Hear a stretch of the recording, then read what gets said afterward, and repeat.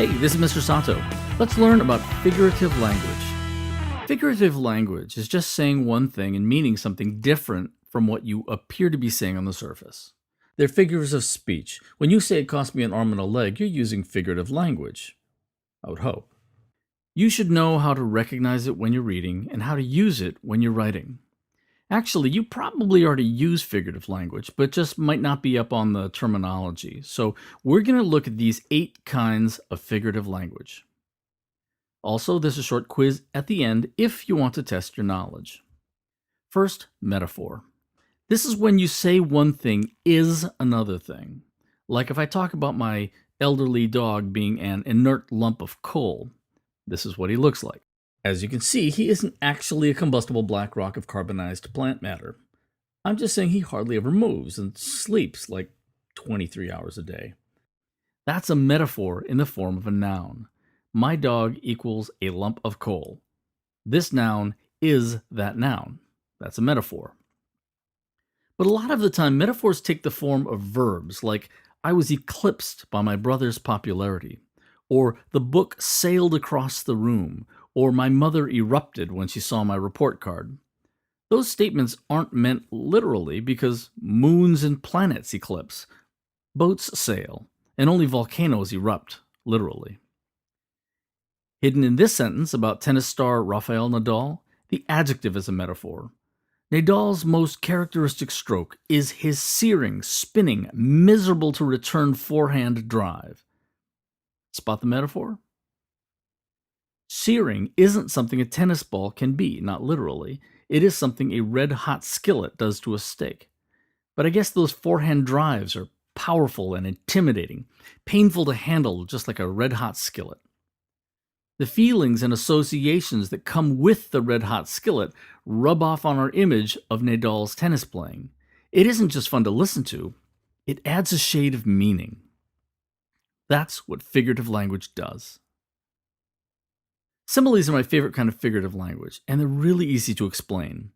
This is when you say one thing is like another, as opposed to saying it is something, as you would do with a metaphor. Now, a simile can't actually be literally like that thing. Walt Frazier stood as tall as a library bookcase isn't actually a simile because it could literally be true. A simile is a figure of speech, so it must imaginatively compare two things that aren't actually literally the same. A simile would be Walt Frazier stood as tall as the skyscrapers silhouetting the New York horizon. Not literally true, but figuratively true. A simile uses like or as. If you said, they were as quiet as a quartet waiting for the downbeat, that's a simile, and a good one. Scott Russell Sanders wrote that guilt burns like acid in my veins. I love that phrase. Or how about this one from a song lyric? He's got a mind like a sewer and a heart like a fridge. Or this one. This one belongs in the Simile Hall of Fame. The Countess had a smile like the first scratch on a new car. It was imminently regrettable. I could go on with favorite similes all day, endlessly and as tediously as the seconds on a clock, but I'll restrain myself. Personification is when you talk about an inanimate object as if it were a living thing. The old car coughed and wheezed as it struggled up the hill. A car doesn't actually breathe or struggle. It's just a figure of speech. We are comparing it to a feeble old man. We're attributing human qualities to something inanimate. Talking about Mother Nature is personification. Or when journalist Dan Rather, who is from Texas, said of the 2004 presidential election, this race is humming along like Ray Charles. Well, we know perfectly well that an election doesn't hum, but we get what he means because we know how personification works. Hyperbole is just a big word that means exaggeration used to make a point or to create a certain effect. If you say that your friend speaks something like 1,000,000 languages, well, that's hyperbole, but you've made your point. Your friend speaks an impressive number of languages. I am so hungry I could eat 2 cows, a bale of hay, and still have room for dessert. Hyperbole. Or, Mr. Sato is never going to stop talking. Or, it was so quiet you could have heard a pin drop. all examples of hyperbole, a form of figurative language. Understatement is the opposite of hyperbole. Lots of teenagers are masters of this one. It's when you say a thing is less than it is, generally to be humorous. If your town closes down Main Street and has a huge and rowdy parade because your town's team has won the championship, you might say, the town had a little party and invited 700,000 of their closest friends. Or if you're talking about the Incredible Hulk ripping open a truck with his bare hands and you say, he's got a bit of a temper. That's understatement. Or, yeah, he's not happy. Idioms are just expressions that make sense if you're familiar with the language. They're metaphors, similes, and other figures of speech that have become common expressions. Like if you were to say he hit it out of the ballpark, someone who is unfamiliar with our language might assume you were talking about baseball when you're actually just using a familiar metaphor to say someone did something really well. Other idioms are, it's raining cats and dogs, and that ship has sailed, and you're pulling my leg. If you're from another country, you'd be like, what? It's raining cats and dogs? What are you talking about? Idioms can also be cliches, overused expressions, which should be avoided, but they can also be a lot of fun if used well. Side note, other countries have their own idioms. If you're in Iran and someone says, he put his hat on my head, he or she means he pulled a trick on me or he swindled me. It's a figure of speech. So if a foreigner doesn't understand your idioms, cut him some slack. That'd be you if you jumped on an airplane and learned somebody else's language. An analogy is a simile on steroids. If you said, this family is like a stalled car, that's a simile because you said this thing is like that thing, right? But if you went on to say, a family is like a car, the parent is like the steering wheel because he or she directs the car, but the kids are like the wheels. If the wheels won't move, the steering wheel is powerless and no one is going anywhere. So we need to work together if we want to move forward. When you explain the relationship between the parts of a simile in detail, it becomes an analogy. Teenagers know all about irony. They call it sarcasm most of the time. If a girl said, you know what I love? Changing a flat tire when it's pouring rain. Good times.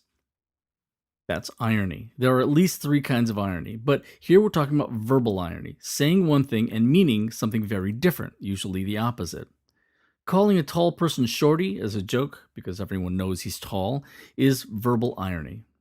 Eating a delicious bowl of chocolate ice cream and saying, it's a dirty job, but someone has to do it, is irony. You're saying one thing and meaning the opposite. But irony can simply mean something different, not necessarily the opposite, like in The Cask of Amontillado by Edgar Allan Poe. Spoiler alert. The first-person narrator is planning to kill someone named Fortunato. Well, there's irony number 1. Fortunato isn't fortunate at all. He's about to die. But when Fortunato says, I shall not die of a cough, the killer-to-be says, true, true. That's irony, because the reader knows that the killer means that's true because he isn't going to die of a cough. The narrator is going to kill him. He says one thing, we know he means something very different. That's a kind of verbal irony, too. And one last note on figurative language. Be original. Fast as a race car is a simile, yes, and it's perfectly acceptable, but it's not a very clever one. Or judging a book by its cover is a metaphor, but it's also a cliche. It's overused, so it isn't very effective. Try to think of fresh, original metaphors that your reader hasn't heard before. Personally, as a teacher, I prefer students to take risks even if it means they come up with something totally overdone or bizarre, rather than play it safe and be boringly correct. But your teacher might have different preferences. Ask. Okay, so we've talked about these 8 kinds of figurative language. Metaphor, simile, personification, hyperbole, understatement, idioms, analogy, and irony. There are more kinds like synecdoche and apostrophe, but these are the main ones I think. Here's a time index in case you need to rewatch something.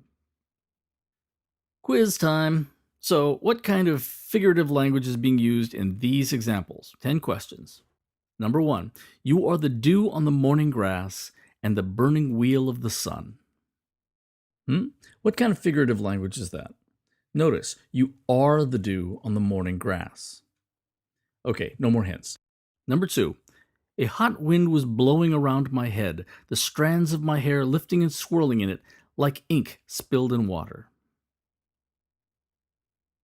3, here's Tupac writing about a person who overcame hard times.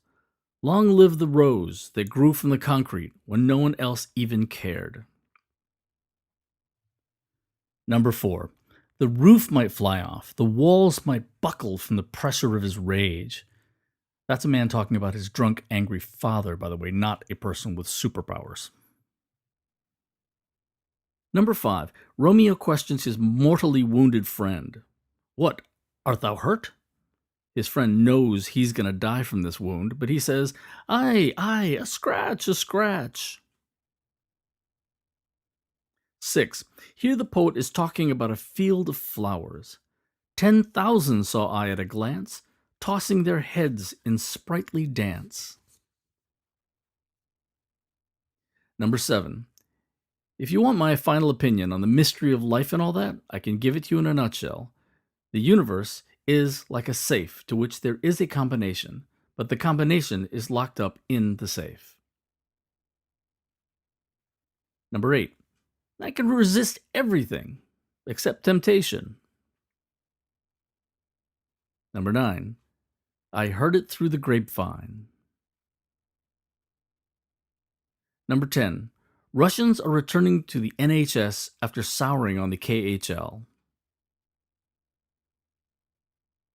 Figurative language adds subtle shades of meaning to your words and brings out your personality in your writing so you don't sound like a robot from a 1960s B movie.